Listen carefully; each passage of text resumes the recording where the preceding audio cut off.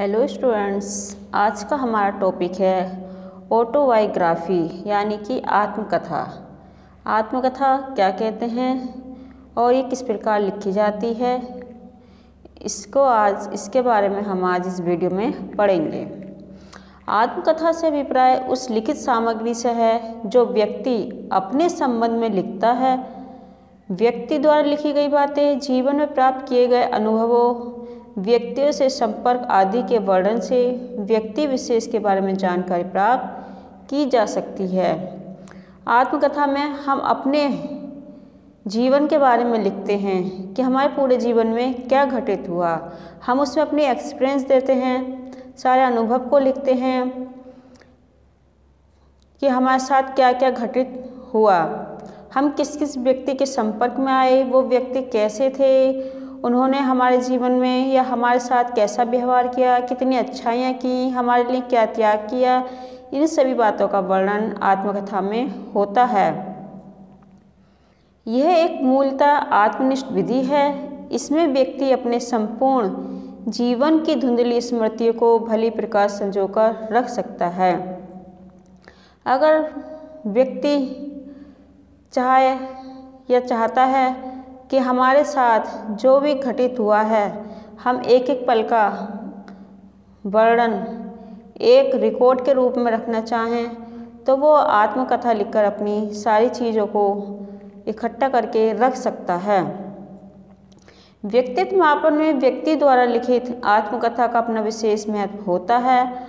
आत्मकथा कई प्रकार से लिखी जा सकती हैं, लेकिन मुख्यतः आत्मकथा दो प्रकार से लिखी जाती हैं। First, directed autobiography and second, personal history, यानी कि निर्देशित आत्मकथा और व्यक्तिगत इतिहास।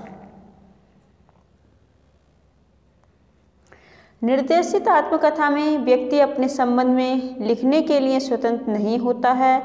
यह एक प्रश्नावली का ही प्रारूप होता है, यानी कि इसमें निर्देशित आत्मकथा में निर्देश दिए होते हैं, एक क्वेश्चनर बना होता है, क्वेश्चनर का हमें जवाब देना होता है। जैसे कि हम प्रश्नावली में करते हैं वैसा ही हम निर्देशित आत्मकथा में करते हैं कि जिसके अनुसार उसे अपनी आत्मकथा लिखनी होती है। निर्देशित आत्मकथा में व्यक्ति से उसके परिवार संबंधी, धर्म संबंधी, सामाजिक वातावरण, स्कूली जीवन के अनुभव, मित्र मंडली, अध्यापक व्यवहार, सांस्कृतिक क्रियाओं, रुचियों, राष्ट्रीय समस्याओं, जीवन दर्शन संबंधी विविध प्रश्नों के उत्तर प्रश्नावली के रूप में प्राप्त करने का प्रयास किया जाता है। यानी कि प्रश्नावली में जो क्वेश्चन होते हैं वो इन्हीं सारे टॉपिक से संबंधित होते हैं और वो उस व्यक्ति की सारी जानकारी प्राप्त कर लेते हैं। इसके अतिरिक्त व्यक्तिगत इतिहास लिखने में व्यक्ति को किसी प्रकार के भी निर्देश नहीं दिए जाते हैं। वह अपने संबंध में विस्तृत गाथा लिखने में पूर्ण स्वतंत्र रहता है। यहाँ तक कि जीवन गाथा का क्रमबद्ध या व्यवस्थित होना भी आवश्यक नहीं होता है। आत्मकथा लिखने के लिए व्यक्ति पूर्ण स्वतंत्र होता है, उसके लिए कोई बाउंडेशन नहीं होती है। वो चाहे तो उसका सीक्वेंस में लिखे, ये किसी भी तरह वो अरेंज करके लिख सकता है। ये नहीं है कि उसका एक सीक्वेंस होना चाहिए कि वो उसी सीक्वेंस में लिखी जाए। आत्मकथा को उपयोगी बनाने की दृष्टि से छात्रों को महान व्यक्तियों की आत्मकथाएं पढ़ने के लिए प्रेरित किया जाए तथा उन्हें स्वयं आत्मकथा लिखने के लिए उत्साहित किया जाए। जब हम किसी से आत्मकथा लिखने के लिए कहते हैं तो उसको पता नहीं होता है कि आत्मकथा लिखनी कैसी है, तो इससे पहले हम जो महान व्यक्ति हुए हैं उनकी आत्मकथाएं पढ़वाते हैं। फिर उससे क्या होता है, उनको एक अनुभव मिल जाता है, एक मार्गदर्शन मिल जाता है कि हमें आत्मकथा कैसे लिखनी है, और फिर उसको स्वयं की आत्मकथा लिखने के लिए प्रेरित किया जाता है, मोटिवेट किया जाता है, जिससे कि आत्मकथा लिखवाने वाले व्यक्ति में छात्रों का विश्वास उत्पन्न हो जाता है। यानी कि छात्र उस व्यक्ति पर विश्वास करने लगते हैं, उस टीचर पे जो उनसे आत्मकथा लिखने के लिए कहते हैं, और उन्हें विश्वास दिलाया जाता है कि उनकी जो आत्मकथा वो गुप्त रखी जाएंगी और वो बिना उनकी परमिशन के किसी को नहीं दिखाई जाएंगी।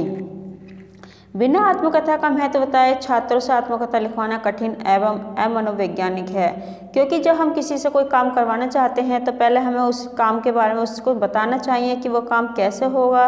सपोज करो एग्जाम्पल, यहाँ हम आत्मकथा की बात कर रहे हैं तो सबसे पहले हमें उन्हें बताना होगा कि आत्मकथा लिखी कैसे जाती हैं, उसके क्या स्टेप होते हैं, उनका क्या महत्व होता है। और जब तक इन सारी चीज़ों की जानकारी हम बच्चे को नहीं देंगे तो बच्चा आत्मकथा नहीं लिख पाएगा और उनसे आत्मकथा लिखवाना बहुत ज़्यादा कठिन हो जाएगा। आत्मकथा का महत्व। आत्मकथा का महत्व इस प्रकार है कि परामर्शदाता छात्र के जीवन दर्शन, व्यक्ति की संरचना, उसके चिंतन करने की विधि आदि के संबंध में जानकारी प्राप्त करता है। सेकेंड, अध्यापक छात्र की सफलता के बारे में जानकारी प्राप्त करता है और इसके अतिरिक्त छात्र के शब्दकोश, वर्ण विन्यास और लेखन कला का विज्ञान हो जाता है। यानी कि अगर एक बच्चा IAS बना है, PCS बना है, DM बना है, ये जिलाधिकारी बना है, जो भी बना है, ये डॉक्टर, इंजीनियर कुछ भी बना है, तो वो कैसे बना, उन्होंने किस किस परेशानियों का सामना किया, उनके सामने क्या क्या कठिनाई आई, तो उनसे आत्मकथा लिखने के लिए कहा जाता है और वो उसमें सारी चीज़ों का वर्णन करता है शुरू से एंड तक का जो उसके साथ घटित हुआ।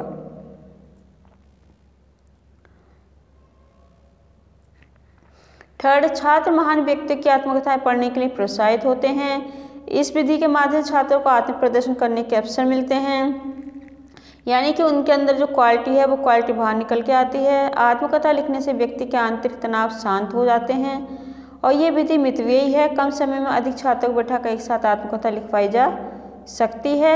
7 आत्मकथाएं हमें दिशा निर्देश देती हैं। 8, कुछ व्यक्ति जीवित रहते हुए कुछ कारणों से अपने रहस्य को प्रकट करने में संकोच अनुभव करते हैं। आत्मकथा ही इन रहस्यों को प्रकट करने में सशक्त साधन है। यानी कि जो अपने बारे में कुछ भी नहीं बताना चाहते हैं, अगर उसने अपनी आत्मकथा लिख रखी है तो हम उससे पूछकर उसकी आत्मकथा पढ़ सकते हैं। उसके बिना बताए हमें सारी जानकारी प्राप्त हो जाती है। आत्मकथाएं मनुष्य को जीवन में ऊंचा उठने की प्रेरणा देती हैं। आज की इस वीडियो में इतना ही। आगे हम नेक्स्ट वीडियो में पढ़ेंगे। धन्यवाद।